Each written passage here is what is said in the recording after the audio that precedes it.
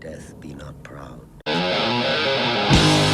Listen up, you ignorant pigs. Put down your crack pipes and your beer bongs. It's time for the Holy Diver Show. Show number 15, I might add. On today's show, we have a deep dive into Greeks, Romans, and Macedonians in the realm of fantasy. That comes to us from one of the patrons, James Callos. The next one, these three little topics come from Drake Wizza. My thoughts on why wargaming needs to go back to the basement, my basement setup and how I started and where to start, so I was going to walk him through those steps, and then my thoughts on a future Napoleonic project, to sell or not to sell. That'll be the showcase section in today's show, and then because it was so well received, we are going to have some more fitness advice for all of you who might be on lockdown looking to lose a few pounds. And again, this is all about working out at home, using a space, sacrificing some of your comfort, couches or cushions and armoires, useless furniture to have a space in your one-bedroom living room or something like that that you can do your exercise from. So we got a little bit of housekeeping.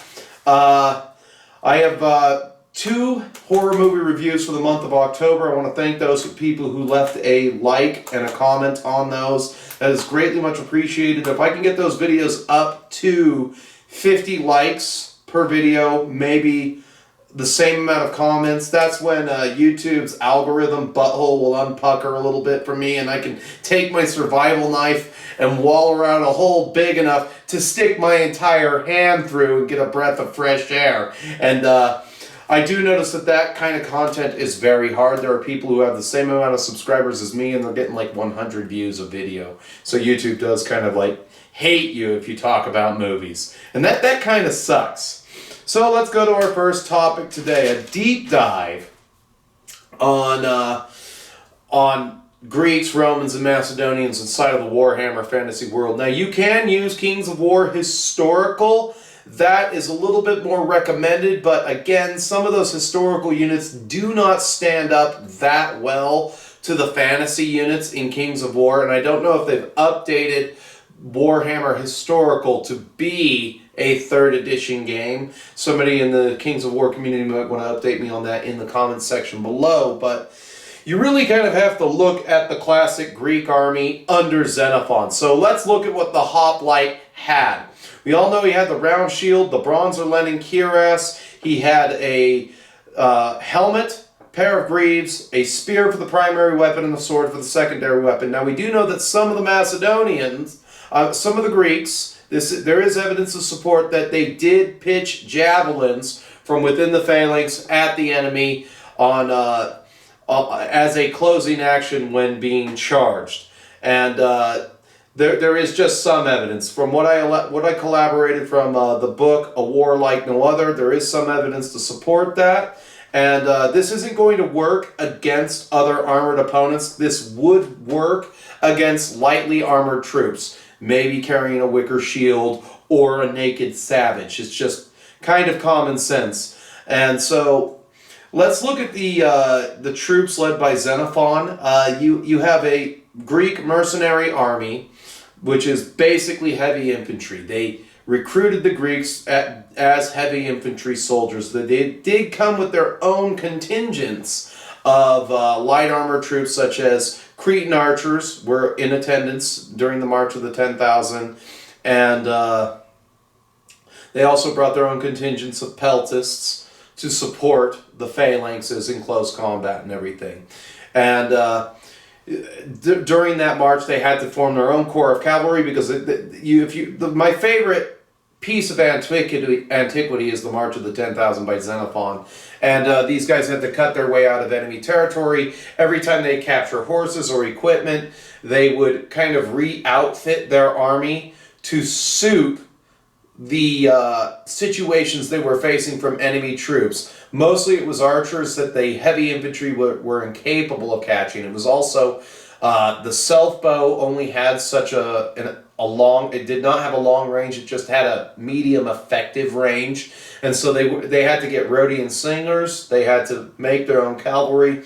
So you're looking at an army that is going to be backed up by Cretan archers, peltists, and slingers, and some cavalry. And now all I can do if you want to play these guys in Warhammer Fantasy is kind of give you units that break all the rules. But as a model count rule, not a percentage in points cost, your army is going to be 60% hoplites, 15% cavalry, 20% light armed troops, and then 5% commanders. And that's on the model count. So, what I did was, if I was going to make a fantasy army, I'd have to look at certain stat lines that will work. I took the dwarf stat line out of the newest codex that they have and gave it to the Greek hoplites. So you're looking at a soldier who, I modified some of the numbers, who has a movement of 4, a weapon skill of 4, a ballistic skill of 3, a strength of 3, a toughness of 4, wounds 1, initiative 3, and then attacks 1, leadership 9. Hoplite regiments were very disciplined, and because they had to be in order to survive, so they would have that extra leadership factor working out for them. And then equipment, heavy armor, shield, spear, hand weapon, special rules. The phalanx kind of comes with its own set of special rules, so the phalanx counts as, in the phalanx, spears count as hand weapons. They fight in 3 ranks. You have +1 armor save up to the front. You have shield wall, which is +1 to your parry save as a ward save. And then, so the whole unit, they're 8 points per model. The whole unit as a whole is actually, and they also have the rule, run to the shouting. Now, what they did in the Battle of Marathon is when the horsemen had gotten loaded up and there weren't a lot of horsemen out, that somebody yelled, "The horsemen are away, the horsemen are away," and the Greeks started to get out of the palisade that they were in. They advanced towards the Persians at a run. And so whenever the hoplites charge, they have +1 strength. Their command costs them 15 points. You're looking at a unit that's toughness, strength 4 on the charge, toughness 4, it's got a 3+ armor save, it's got a 5+ ward save up front. Do not get these guys flanked, and the guys inside are toughness 4. And a unit of those will cost you 207 for 24 of them. I think that works out, considering the fact that that's going to be a bulk of your army. You know, you're going to have like 5 units of hoplites in a 2,000 point army very easily. And with cavalry, it's really hard because classic Greek cavalry, all I can really go on is what they had in the campaign during either the March of the 10,000 or during the Syracuse campaign during the Peloponnesian War. Now, during the Peloponnesian War on Syracuse, some of those Greeks, they were Greeks that were living on Syracuse. They were accustomed to fighting on horseback, and they had a lot more cavalry, and they had medium and light troops, and they didn't have a lot of hoplites. So these guys on foot against the cavalry really didn't stand a chance, because you could ride around your enemy, pitch javelins, and it would only make sense to me that they would have a 12-foot spear, because this is common sense. I don't think you need to be a historian to prove this either, because if I'm going to take a jab at you as I run by, I'm going to need to be able to reach you from horseback, which would denote at least a length of 9 to 12 feet as I ride by, because what you're looking to do is to ride around the phalanxes that the mainland Greeks were using and jab one in the neck real quick and ride away. The little hit and run tactic that they were not used to. And if you try to run away, well, now you're going to have guys pitching javelins into your back, or you're going to have guys basically harassing you with spears from up top of a horse, and you can't run away from that.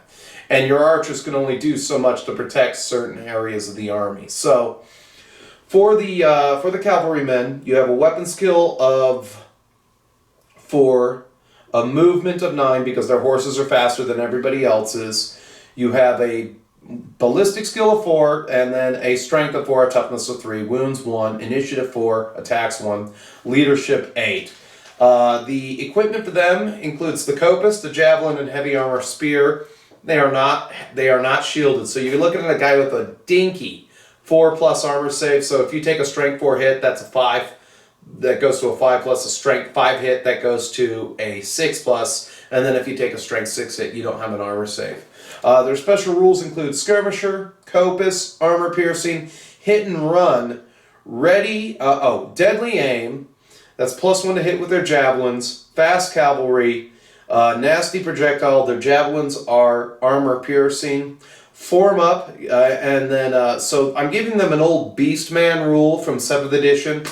Whenever you charged with Beastmen, they would rank up at the enemy, and they would have up to 2 rank bonuses in combat. And then they have Swift-footed, which is just a 6+ ward save to offer some extra protection. And the hit and run thing that I determined was really good. There's a artillery dice that got used for 40k back in the day, and it was a 5 through 10, numeral 5 through 10 artillery dice. And so here's the rule for hit and run. And I'm giving you cavalry that just breaks all the rules of the game. Breaks all the rules of the game. I forgot to mention that the Copus is armor piercing, so you're technically strength 5. But on the hit and run, declare a successful charge. If the charge is successful, fight 1 round of close combat in the shooting phase, then roll the numeral 5 through 25 artillery dice. If a misfire is rolled, you are locked in close combat, and you count as having fought for that turn. So they're going to swing back at you, which could be pretty bad. They're going to count, so they're going to swing back at you. This is something that they can't even do. They can't even react to it. You just get a fight for free once during the shooting phase when you declare the hit and run. If a 5 through 25 is rolled, disengage that many of inches. So if you roll a 15, you're going to just back your unit up 15 inches. But let's say if you roll a 5, you may flee. You may automatically rally the next turn or flee if countercharged, 3d6 plus 1 inches. If you are charged off the table turn 1, on the roll of a 3+, that unit can come back in reserves the next turn. But if they're chased off the table again, they're immediately destroyed. They're not coming back because they figured they've had enough. The next unit you're going to have is Greek peltasts. Now these guys kind of kick ass. They were a medium infantry soldier, which were also a skirmisher. Now these guys have a movement of 5. So again, I'm giving you units that break the rules because the standard unit for a man in fantasy is, movement 4. So these guys, they're weapon skill 3, ballistic skill 4, strength 3, toughness 3, initiative 1. Wounds 1, initiative 4, attacks 1, leadership 7. Equipment for them includes javelins, copus, light armor, and shield. They could take a musician for 5 points, but they may not have a command banner or a champion. Oh, they do get a champion. One of them is, they get that for free. All the skirmisher unit, they get that one for free. So they are skirmishers, they form up, and they gain the 2 rank bonuses just like the cavalry. In CQC, they have deadly projectile, javelins are armor piercing, they have the copus, which is armor piercing, and they have the ambush special rule. The next unit I have at 8 points per model, and the peltasts for 7, are the slingers.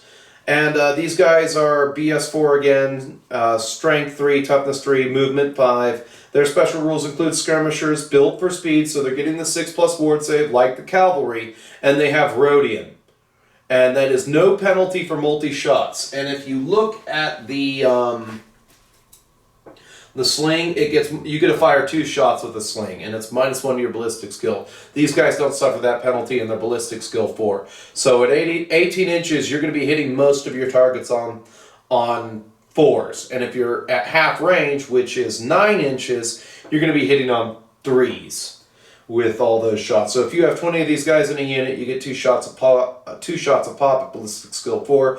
They are quick to fire. They do not take a penalty for moving and shooting. And they are also armed with the sling, the hand weapon, light armor, and shield. Because a lot of the light armor troops did wear some armor protecting their torsos, but they didn't wear any leg armor to protect their shins or anything. They would be moving around the battlefield very quickly. It depends on what their purpose was, especially if this was an Alexander era army, because he was known for re-equipping his guys to suit a certain situation.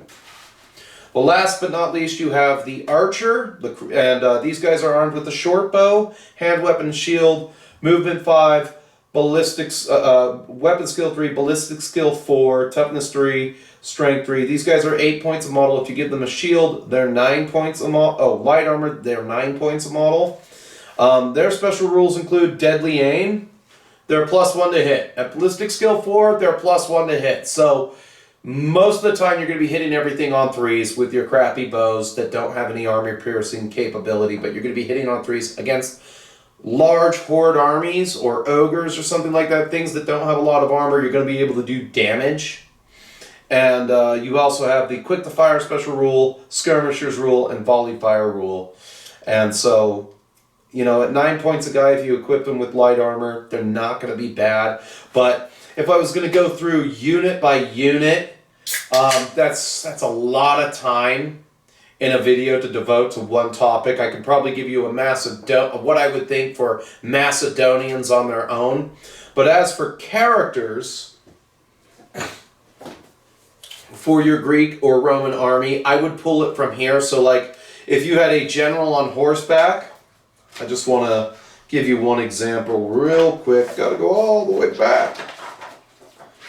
Your lord could be a grand master, so this could be a centurion on horse. For 155 points, you have a guy who is movement 8. He's on a war horse already. He's got let's say he's got barding for his horse, and he's got and instead of full plate, he's got heavy armor. He's got a 2+ save as a Roman legionary or as a centurion or something. Or if he's a Macedonian commander, you can give him this grandmaster stat line, and it's weapon skill 6, ballistic skill 6, strength 4, toughness 4, wounds 3, initiative 6, 4 attacks, 9 leadership. This is what I usually use for WAP when me and the Ranger play it. I've got one of those battle reports in the pipeline for next month. We use the stat lines from the Empire book for the captains and the generals, so that you have, because you're already going to spend like 145 points on a guy, but in the historical rules, he's basically weaker than Stephen bleeping Hawking, okay? And it's just, if he's as weak as baby poop, it's really no fun. You want to have a character that can do a lot of damage. You know, you want to have that one guy who's trained for warfare his whole life, or has just become a badass like Russell Crowe or something, you know. Because the point of historical wargaming to an extent is to have fun. And you want to have that kind of fun because in essence you are kind of playing a fantasy-based scenario. What would happen if we took the Romans and the barbarians and we fought them in a pitched battle? And that just didn't happen all the time, a pitched battle. Usually battles were planned, logistics, moving stuff around. Things had to be done, you know. But what if we just put two armies in a field and we played through it? So normally that's what I would do, is I would pull my characters from here, my wizards from here. You could have a soothsayer, he's a level 4 fire wizard from the Empire book. Or you could be like a hardcore player and have no magic. Now, for the Empire, the Imperial Romans would fit really well within the Empire Army book. There's a lot of equivalent stuff over there. Your Scorpions could be the great cannons for the army or something. With Imperial Roman Empire, you can't go wrong as proxies because you have most of the troop types except for halberdiers. And then High Elves would be a very good proxy inside of a Macedonian army just because of the unit types that the High Elves use and the unit types that the Macedonians use. Again, the archers would work as High Elves and everything, and if they were played as High Elves, they would be a pretty good army. And then I could see Alexander as a Elf Lord with all that ASF going through there and everything. So if you wanted to do it that way, you could do a lot of proxies. And the list just goes on. If you wanted to write fantasy, this version of fantasy did not have rules that included pikes. So that gives you time. So you and a buddy, you can make up and agree to rules using pikes. And that's something you don't see a lot of. Me and the Ranger do it all the time. That's just something you don't see two people do in a store, because everything has to be neat and all the pens and pencils at store gaming have to be in the right order on your table, because otherwise some neckbeard would be like, "That's not the way the game is played. I'm going to complain to the owner now." You know, and his name is Aaron, or his name, what was that other, Reese. Reese or Aaron would not be impressed. And they're like, "They're playing the game wrong." You know, his soy boy alarm would go off. So, we have Back to the Basement with Wargaming as our next one. And this is courtesy of Drake Wizza. So, first and foremost, we do not know when the COVID madness is going to end. This hurts tournaments, this hurts sales, this hurts campaigns, this hurts gaming groups at stores. It just kind of really hurts everyone. Then you have states pushing lockdown still. You also have states that are pushing COVID passports to go out and walk around in the daylight. Remember how I said that you would need your gold Star of David, your papers, and your, what do you call it? Yeah, and your COVID passport to go outside. Bleep you, I was right. Bleep you, I was right. I knew that would come about in some states and some cities, that you need your papers. I didn't know we lived in Nazi Germany, but that's basically what it is. You're dividing people in half further. It's a great political move, by the way, because you don't even need a Gestapo or an SS, because your own goddamn neighbors, they're going to be the ones that rat you out in the end. And that kind of bothers me to a certain extent. I just lost a buddy because of COVID. Him and his wife are comfortably large people. They're both into the 300-pound range. They're both over 300 pounds. And when you get to the comfortably large range, you know, you're going to do everything for your health except one thing. You'll take any shot the government tells you to say. You'll do anything except exercise. You will do anything except exercise. We all know how to lose weight. I think it's kind of funny that people would hire a personal trainer.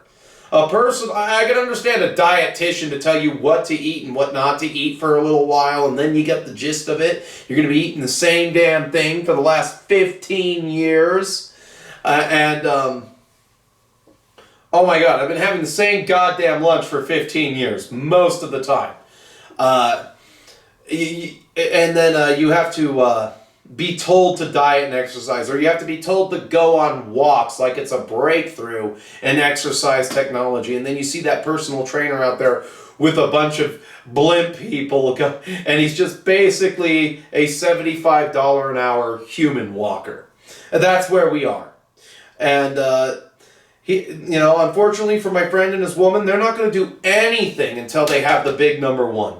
Most people who become comfortably large won't do anything about their health until they have the big number one heart attack. And that's basically kind of like a metaphor for our country at this point as well. You won't do anything to lose weight or do anything to save yourself. You're just going to watch the house burn, or you're just going to wait for the big number one. So you have unvaccinated versus vaccinated, and you also have people like me who are unwilling to get the shot, and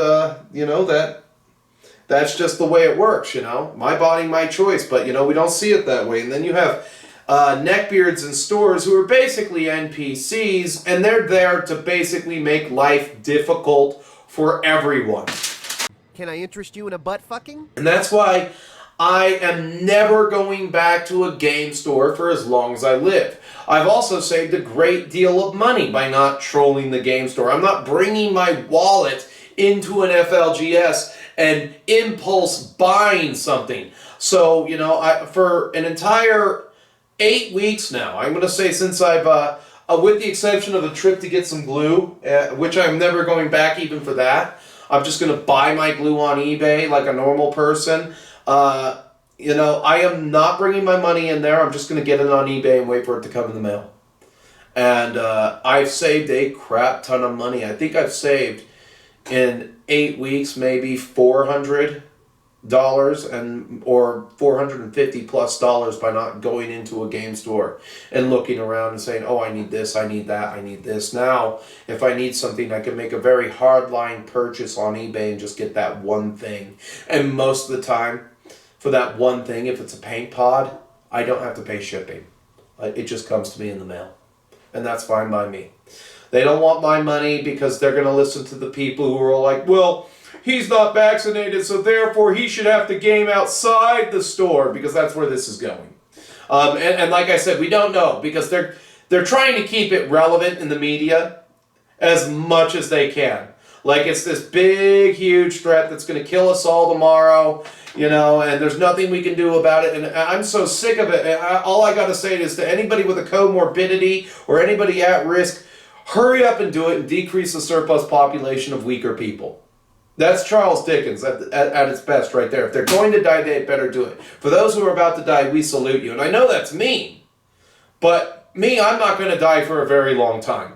I have a feeling it's God's cruel joke to me that I'm going to be kicking around in my 90s like my grandpa, who just keeps going. And you know, it's kind of funny how my grandpa hasn't complained once about it. All his boomer children are overweight, and they're crying about maybe getting the coof, you know. And I also think that it's kind of BS that we've had to bail out the boomers with a lockdown. They don't want to die, so we have to lock everything down and thus hamstring Gen Z and millennial buying power and financial prospects even more because of this bullshit. So hurry up and do it if you are going to kick the bucket, because we don't need you. And I've had enough of it. Now, the problem with most game stores is that they're a place where young and old mix, you know, and none of these people, 18 to 24, have ever worked a real job. They are basically going to the store every single weekend and living within their extended childhood, and that's no longer the age of 26. Extended childhood goes all the way till 30. You are not considered an adult until age 30. And that's the kind of person I don't want to sit around across the table to, you know? I mean, this is a person who hasn't had any real world crap on his plate, you know? None of these people have ever had a job that would give them health insurance. And the breaking up with your first or second girlfriend is not a big deal. You know, I've already put one woman in the grave. I bought a $3,000 ring that I can't pawn for more than $500, you know, because they're only willing to buy the gold band, and they're giving you rock bottom prices on the diamonds, because I didn't know if you knew this, that diamonds are intrinsically valueless. So, you know, you go to a store and you have to hear about Ash Ketchum coma theory from the Magic Card Gamers or something like that, and my ideal store doesn't allow anybody under the age of 17 in. I don't care about hooking them while they're young. If you're an unattended minor, the reason why I'm giving the 17-year-olds a pass is because maybe some of those 17-year-olds have a car and a job, all right? And that, you know, I don't want to have my cutoff too low, but no minors in my store. I wouldn't even sell magic cards at all. And, you know, oh, if that's a bad business practice or something, sue me. I don't really care. But, you know, there's less and less of that awesome 40K clique that I call the Jedi Order. There just aren't a lot of those guys in there that are just, you know, you sit there, like my buddy Will. He's a mechanic for the post office, okay? He's got a gigantic Eldar army, and he's always adding something to his Eldar army. He's probably got like 5 armies within that one clique, not to mention the Dark Eldar. He's always adding to Eldar, and he's not unbeatable. And so I'd like to sit down and play a game with that guy, because everybody else is just worried about their tournament crap and this meta, that meta, this macro, that micro, and it's just a load of horse shit. And none of their armies are painted, you know. And it's like I keep telling everybody, if you can't paint at least 100 models in 1 month, if you've got the time, like I'm talking historical medieval models or something like that. If you can't paint 100 models in 1 month, get out of the hobby. You're just wasting your time to a certain extent. And I'm not saying that to be mean. You spend a premium on GW plastic, all right? A huge premium, all right? Now, you can either let it waste away in your rubbish bin or be a rubbish army that you drag to the store and you have that one eBay purchase that you made that was painted, but you're still not sure on a theme for your army and you just don't like the way blue looks because of your autism. Get out. You seriously get out. You've spent enough money. Your impulse buying and you're just throwing money away, you know. And money is something that sometimes you don't get back when you throw enough of it away, you know. You come into a game store, you spend $700, and then, you know, the next, you know, two or 3 months later, you're at it again, and you haven't even finished what you've got, you know. So you have a lot of impulse buyers within the hobby, and you know, and most of them are neckbeard tournament gamers, or they're in their own little world, they're in their own little clique, and they make it difficult for outsiders who want to play casually at a habitual level to come in. They really do. And I'm going to say since 2015, I have been unable to meet one guy at a game store who's age 22, who has a job, and that gives him his own health insurance, all right? And let me go on record to say that if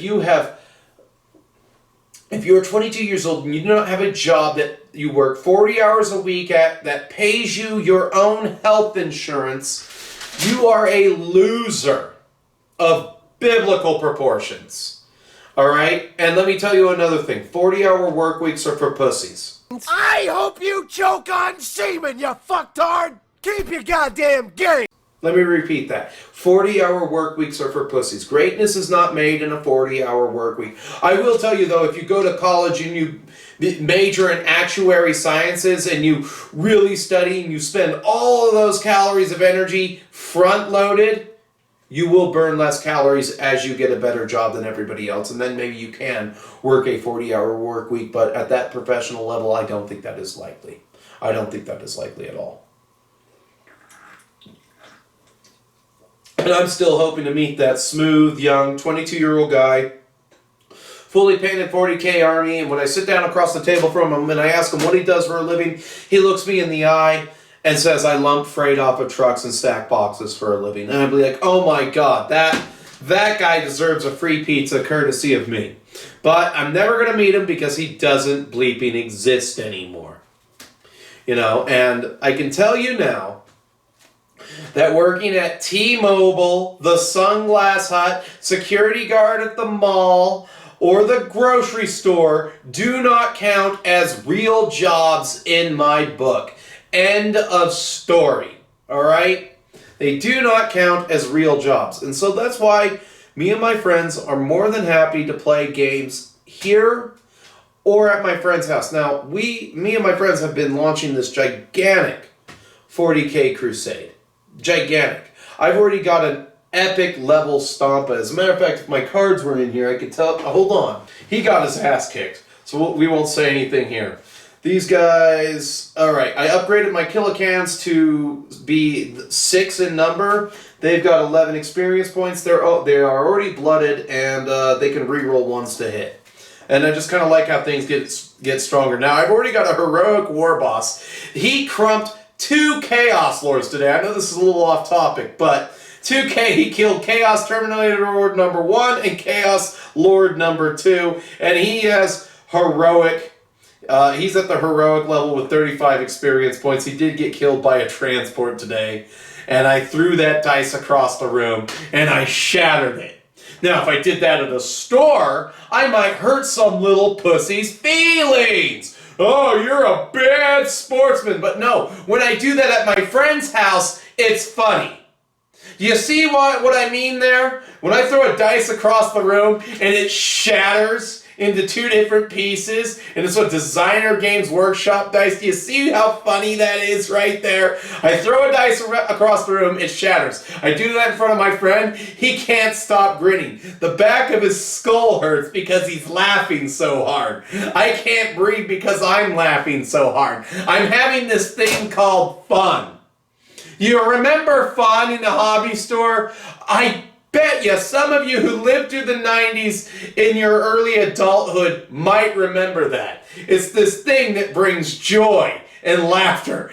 It's like, you know, but it doesn't exist in a hobby store anymore. It's neckbeards trying to out-neckbeard one another. And I'm like, I bet you my little dick's bigger than your little dick. No. Oh, and I'm just waiting. You know, one of these days, I had to buy like different sized dildos. Go to play a game of 40K. Have a friend have a friend videotape it as I start to pull out cocks with balls just sitting there on the table. I'm like, what? We're going to play some 40K. This is my Marine army. You don't want to play with me? You don't want to play my cock army? Just as a joke. Just as a joke. And then I put that up on YouTube. That would be hilarious. That would be fun. But he would be like, Capinas, I'm offended. He needs to be banned from the store. You're not allowed to have fun. So, you know, the crumping of both of those corn lords really kicked ass today. I have Anotech Nanomed. Oh fuck, I forgot to get back up on a 2+. There's always something I forget, but that's okay. I'll remember it next time I crump both of his Chaos Lords. I gave them backbreakers and fucked up all their days. That was fun. My Tank Busters blew up a transport. That was it. They killed a termite transport. My Neganovs got their ass kicked. My Copters got their asses kicked. The problem with Chaos Red Butchers is that they can deep strike and charge you turn 1. Alright, that's what happened.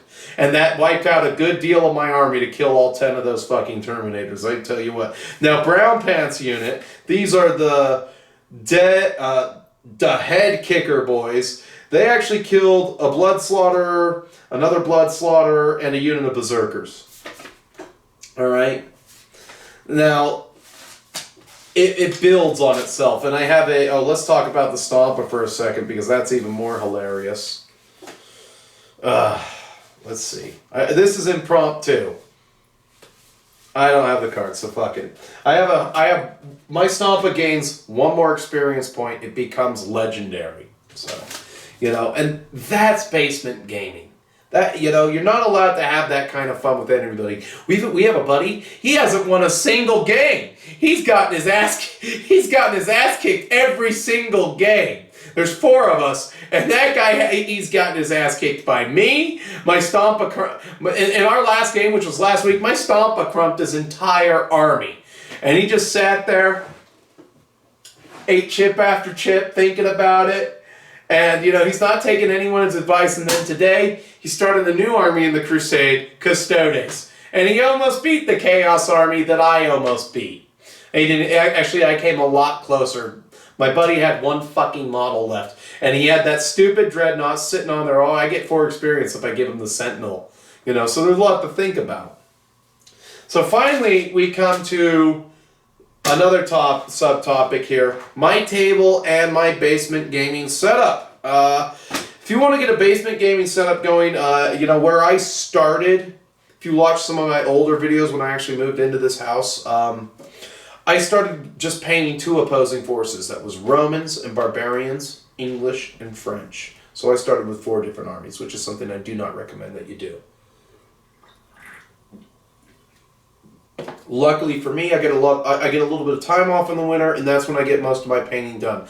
I've had 3 days off already because of the weather, and I've gotten a lot of my orc stuff done. I'm down to I'm down to 42 models, I think. Once I'm all said and done, 42 models. And then if I sell this stuff, I'm probably going to get a couple of extra things. But paint 2 opposing armies. Paint your favorite conflict. This could be orcs versus high elves, Romans versus barbarians. The list goes on. Paint a conflict that you want to see. Then buy a 6x4 piece of plywood. That's what's underneath this. It's been cut in half. And I don't have a measure handy. Oh, I do. To 36x4. It's been cut in half to 2 36x4 sections, and then you overlay 2 2x4 sections over that. This weights your table down. I just put a lot of pressure on that. I don't have enough leverage. So you want your table to be weighted down. I don't have enough leverage to do that. Now, you make a decision. If you're a historical wargamer, you're going to decorate your panels like I did, because that's more conducive to historical wargaming. It also looks good. It also lasts a hell of a lot longer than a mat does. And you can go with the mat setup. I'm not condoning it. It's just that my advantage to the modular setup is that I can make more panels than you can afford to buy mats, you know. I'm out probably 2 hours to make a new panel, once I do it. And I don't even do it all in one go. I've got 3 in there that I still need to finish. You know, so in one afternoon, I can finish flocking or doing one thing for the panels for all 3. You know, so that's an advantage, and it's pennies on the dollar. Everything that you need to make panel tables is going to run you about $150, unless you don't have any of the power tools. But you might have a friend who has the power tools who can actually cut the pieces of terrain for you. You are going to need terrain. That's the next thing that you're going to need. And I recommend that you make terrain features that are 4 large terrain features. You want your forest to be bigger than your head. You want it to be bigger than the palm of your hand and everything. So that's a pretty big forest. Now I have this forest edged on one side so that I can put it on the edge of a table or something. But you want to make all kinds of different terrain and everything. And you want to have 4 large terrain features for your 6x4. And then you maybe want to have 2 more terrain features for your 8x4. And that's what I recommend. I also recommend Battlefield in a Box. Nothing wrong with it. It's just that the pieces are a little bit small.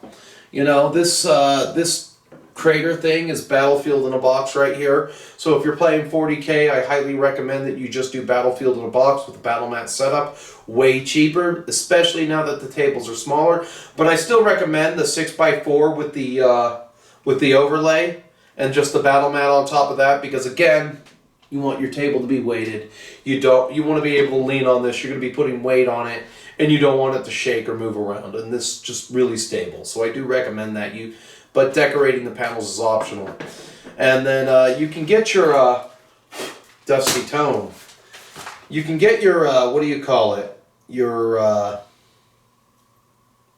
terrain together to suit your conflict. Now the advantage I have with homemade terrain is that I can cut it to suit the games that I play. So I can make these gigantic hills that are suited for fantasy.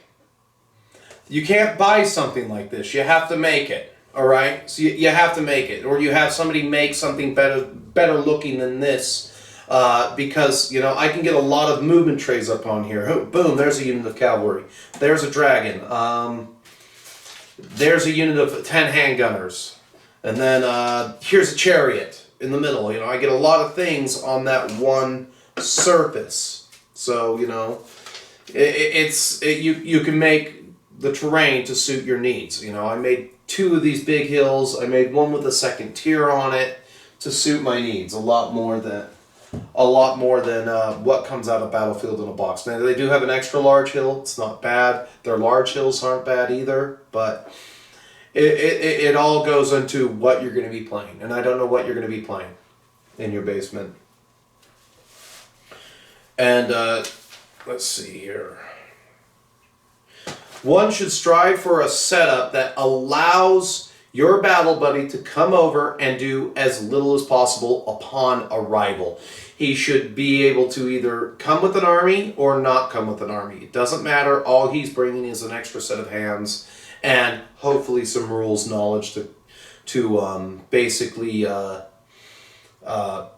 complement what you guys are going to be playing that day. So he knows the Hail Caesar rules, or he knows the 40K rules, or he knows Kings of War, and that's what you guys are playing. And he doesn't need to bring an army because he's going to be playing one of yours.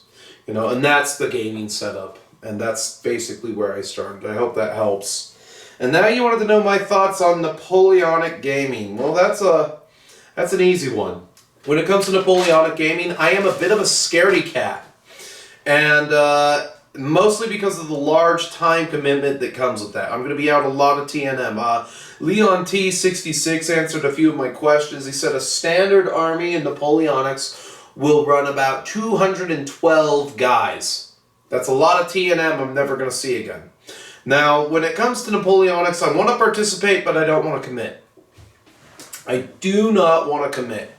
And the reason for that is that, you know, it's just one more thing on my plate. I've already got a million other projects that I'm doing. So, you know, I've got my Marine Army for bolt action. That's good enough for me. So if I was going to do a Napoleonics project, I'm not saying that I won't. I'm not saying that I am. That made no sense. But I either will or will not. I will go with plastic kits. I will either go with the plastic Waterloo kit. Now, if you buy 2 of those and paint it, that is a total of 280 models. Whereas my crazy friend, the Ranger, wants to paint a 500 model army. That's something that I do not want to do. I already have a 500 model army. That 500 model army is my Macedonians or my barbarian army. All right, those are 2 500 model projects that I'm still not even done with. And here I am interjecting 40K into the middle of all the projects that I already had. Whereas if I had just focused on historics, the Scots would have been done by now. The Scots that I have would have been done by now. I probably would have finished another unit, my last unit of phalangites, and I'd be working on cavalry and Scottish cannon. You know, so it's give and take. You know, and but 2 starter sets from Waterloo, Warlord Games, that would give me everything that I need to participate. I do not want something like Napoleonic Wargaming to take up so much of my time that by the time I'm done with it, an entire year's passed, and that's all I've done. That's all I painted, and that's where all of my leisure time went. There are things that I want to do, and I've got so many open projects. I've got 100 Years War, Scottish, Romans, that are just open. You know, current armies that I have that are just open. It's just not going to happen for a very long time, or it might not ever happen because, again, a 500 model army, well, I've already got 2 of them, you know. I've already got projects that are open that need to be finished historically and everything. I'm not adding to my fantasy or anything, but, you know, it's fun to revisit certain things and do certain things, and, you know, painting 40K is probably going to help me improve for my next project because you have to put a little bit more love into those models because you paid a premium to get them. You know, so, you know, 280 guys is a good stopping point with only 2 opposing forces. That's French and English, you know, and I can live with that. I could totally live with that. Or there's Perry's has a Civil War an American Civil War box set. You buy 2 of those. I think that's 140 models. So I believe, so that's another 280 models. It might actually be more than that. I think it might be 180 or it might be 179. More than that, and you divide it. But that's a lot of work to do, and I don't think that I'm up for it at this point because I want to go on my adventures. First and foremost, I want to go on my Japan trip. I also want to go on my UK trip. I want to go to my hog hunt out in Tennessee with my buddy Randy Atchley. That's on the list. I got to go back to the archery range because any pinhead could take a pig with a rifle. I want to do it with a bow. I want to get in close because I hope that the pig kills me. Yes, I hope I get mauled to death by a pig. That I could live with that because that's a manly way to die. Just so you know, I don't want to die. I don't want to die to COVID or AIDS. I want to go out trying to knife a pig to death with my shiv. That's good enough for me because, you know, I'm like Beowulf, Ethelyn Unleakin. You know, I could dying of old age is unthinkable, so I'll go try to kill this pig with nothing but a stick and a rock today. And another goal I have is I want to get to work on my spoken word book, you know, or ideally, you know, I have 40 to 50 patrons and I do 2 shows a month based off of the subjects they give me, and maybe like the 3rd show monthly would be live, and I'd have either my buddy Anthony or the Ranger here kind of manning the computer and as chats come in. So, you know, I think that's a good place to be, you know, spending time at the archery range, big game hunting, going on some of my adventures, because now that I'm a little older, I'm taking myself off of the dating market permanently to go on my adventures, which I think is more important because I'm not going to have this opportunity again, you know, and so that's a little bit more important, especially the spoken word book. It's going to be a list, it's going to be a collection of stories from my life, and that's basically where I'm going. That's my thoughts on Napoleonic gaming. It's just, Once you go into something like that, it starts to consume you. I don't want to paint 1,000 French soldiers. I don't want to paint 1,000 British soldiers. And I don't want to paint 1,000 Prussians or Dutch rudders or whatever they were. Because, it's just not a time frame that I know a lot about. Whereas American Civil War would be easier, but I wouldn't. The problem with that is once I start that, it's like a drug. It's never going to stop. And I'm just going to keep going. So we come to our next subject, to sell or not to sell. Let's check out the showcase. So now we come to the showcase portion of the video, which is to sell or not to sell. We got 8 tank busters straight up. These are the old 5th edition models that came in the blister, and all you had to do was glue the arm on. Now that is what I call easy build. I put a knob with a tank hammer. It's an old little custom job I did. I just chained a big red missile to his where his axe used to be, and I called it a tank buster knob. So nothing special there. 25 boys with a boss knob who's got a power claw, two big shooters. Oh, 1 rocket launcher. So one big shooter, 1 rocket launcher. Then we got a unit of 5 knobs with a war boss that I have to paint. And that's if I decide to sell this, I will go through and paint that war boss. Good news about these guys is you can still get them online. They're everywhere. Then you got a unit of 10 boys with knob, a power claw. And they have a big shooter in that unit. And they've got a truck. Same thing here, except for it's a rocket launcher. Same thing there, except for it's a rocket launcher, and same thing over there, except for this time it's a big shooter. And in back, we have my old DACA jets that I never really used them. I never really had time to use my DACA jets. And then over here, I use these guys a lot in 8th edition. I mean, in 7th edition, the copters were really better than knob bikers were. They were the knob bikers, technically. In 7th edition, the copters had 3 wounds apiece. They had the saw blades, not to mention they could be equipped with rockets. So I could take 5 of those as an elite choice.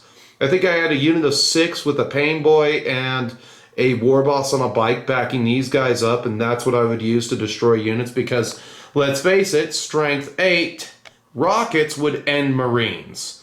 And the saw blade, the kill saws that they had, the saw blades that they had counted as kill saws, and those would also end Marines. And so in 7th edition, that was one of the best choices that you had. That's why I have 9 copters, because I replaced my knob bikers with the copters because knob bikers weren't a thing anymore. They made sure to it in this edition that they would never be a thing again. So that's kind of what sucks. But this is the whole army as a whole. I wanted different colors because yellow represents 2 colors in the orc army. It represents rich and it represents big explosions. So blue represents lucky. And these are and let's face it, blue is a lot easier to freehand than red. Putting the red flame on that took forever. And so this all kind of ties in really well. I'm using the German half tracks for trucks and everything. And these are the 1/35th scale. And so, just total model count, 96 guys, 114 power. And then I'm looking for, I have 54 orc boys at $270. That's $5 a guy. Rockets, $7 each. There's only 3 of them. That's 21. Big shooters. There's only 3 of them. That's 18. I got 11 knobs total at $5 a guy. That's $50. And then I got 5 trucks at 20. Yes, you are going to pay for that freehand, children. Go bleep yourselves. 9 copters at 20 a piece. That's kind of where I value them. Some of those are kind of some of the propellers on those copters, I am not going to lie, have been re-glued on multiple times. And then I've got 8 tank busters, $8 a guy, $64. The copters are 180 in total. The war boss, once I paint him, I'm going to want 40 for that, so he'll be 40 even. And then the DACA jets, they're 100 a piece because, bleep you, that's a lot of freehand, and let's face it, most people can't do that. So.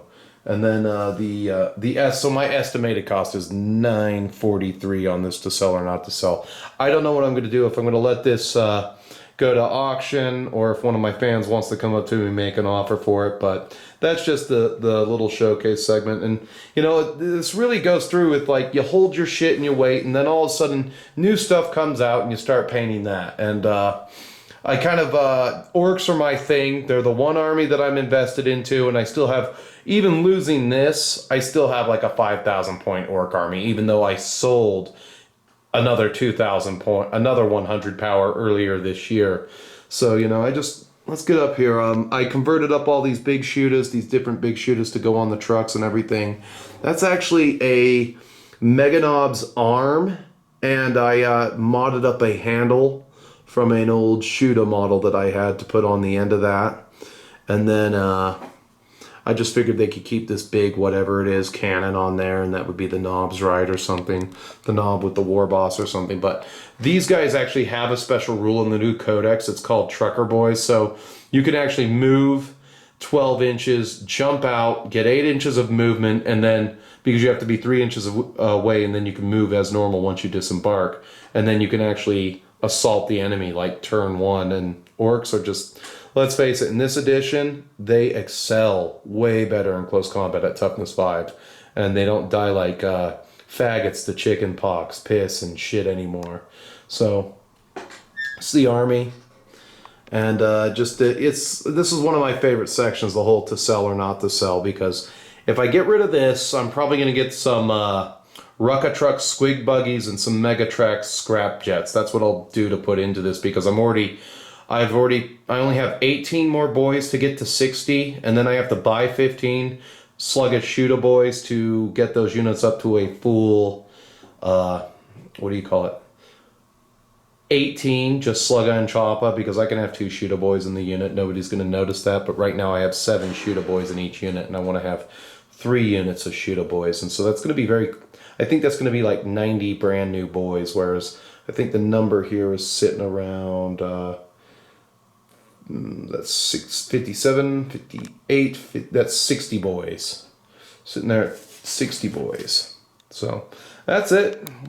We'll go back up. So we finish off the showcase portion, and you know, it's always hard when you go to sell an army, because you know, you always have to either have it on there, and then the hardest part about all this is like, how am I going to ship this, you know? What am I going to do to ship these guys? I can understand that the boys I can just throw into a bag. The war boss, he's got to be wrapped up in some toilet paper. This is actually pretty easy. Thank God I didn't glue those on. Hey, thank God I was smart enough to do one thing, but you know, that's the only hard part. I wish I could just sell something and I didn't have to ship it. Oh well, I'll live with it. But you know, that's the hard part of the hobby, is because you know, you never get your time back when you sell an old used army, it seems like. I don't know if the cop is, you know, tell me what I should do in the comment section. Should I let it just go to auction, or should I demand 1,300 to make 900? You know, that's the question, is what is its worth? You know, I've got everybody valued at about the average boy at $5 a guy. I don't think that's too steep of a price, especially considering that it's painted to an okay standard. But if somebody wanted to call, if one of you people wanted to call me, send me the bases, rebase the army because you want it, that's on the table, you know. I am not above doing extra knife work for money. So with that, we're going to the fitness section. So I've already pre-taped the exercises that I'm going to give you. Dietary advice, I cannot stress enough how good the carnivore diet is working out for me.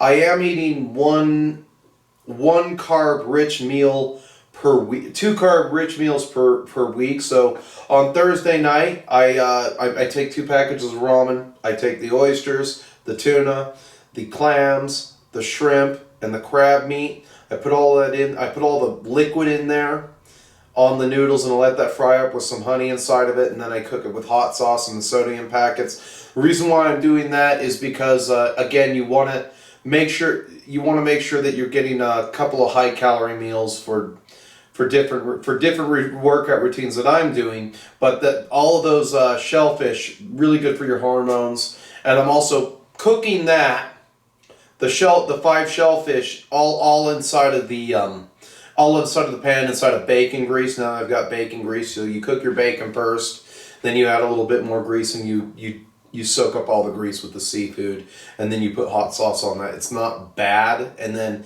if you can't eat all of that in one setting, which I wasn't able to do, I put some of that in my eggs, and then I eat the rest for a snack. So You want to be eating your oysters twice a week. You want to be eating that shellfish and the shrimp and the clams and the crab twice a week. You want to get those oysters, just get it into you. So we'll go to that, and then we'll go to the wrap up.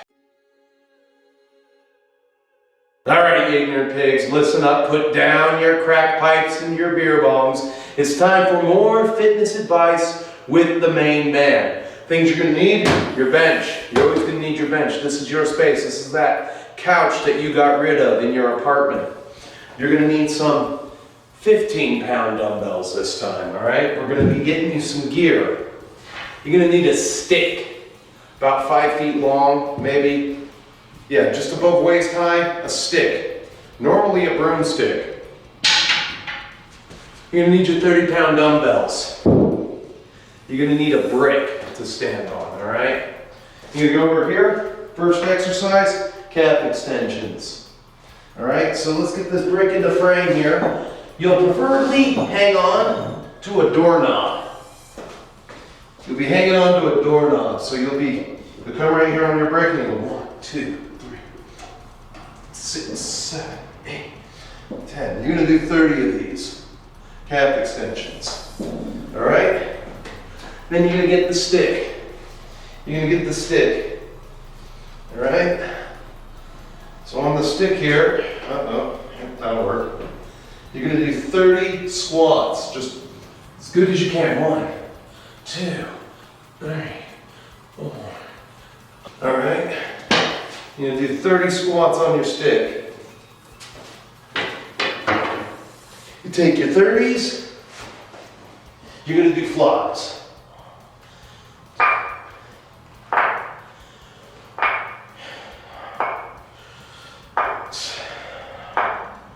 You're gonna do 15 to 20 flies. Next, you're gonna do dumbbell skull crush. You can get like that.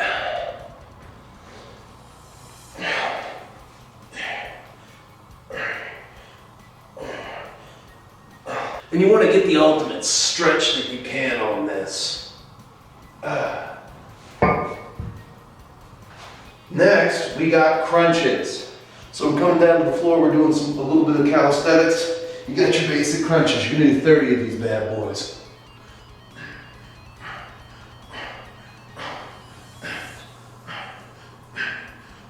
Next up, we got mountain climbers.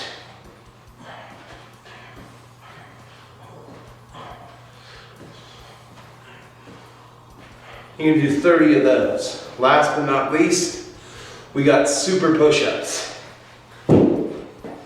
You're gonna set these up, you're gonna line them up with the wall. All right? Now, until you get stronger, you can get away with just doing your push-ups on these. But if you're strong enough, I want you to go down. 1,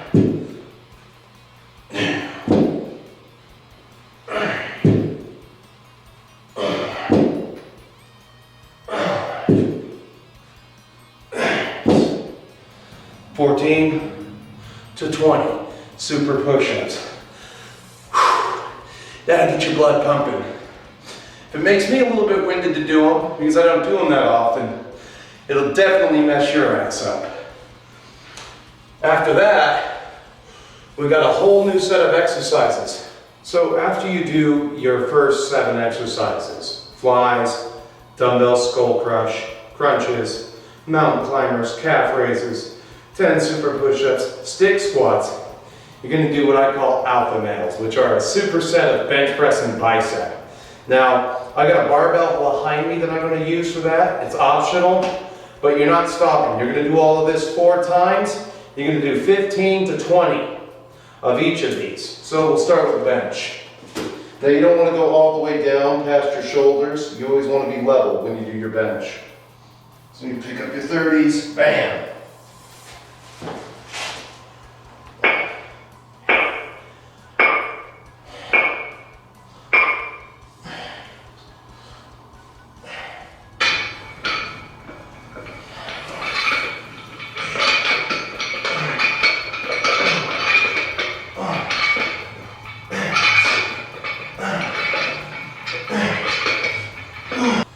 And then boom, you're going right back in the bench. So that pretty much by and large clears it. You're going to be engaging your legs, your chest, your core, not to mention your abs. And you're also going to be doing your biceps and your chest again, which I always recommend that you do on the daily anyway. Well, we're coming to the end of the show. I just want to take a moment and thank the patrons who sent me the topics and everything, not to mention if you're one of the patrons and you have a movie request, you can always phone it to me on the message board there. And as you know, YouTube has many features you can use to interact with me. You can like the video, dislike the video, comment, or subscribe. But until I see you again, keep fighting, keep playing, and stay metal, my friends. When on. I friggin' sold out. It's better to burn out than to fade away. Whoa, whoa, whoa.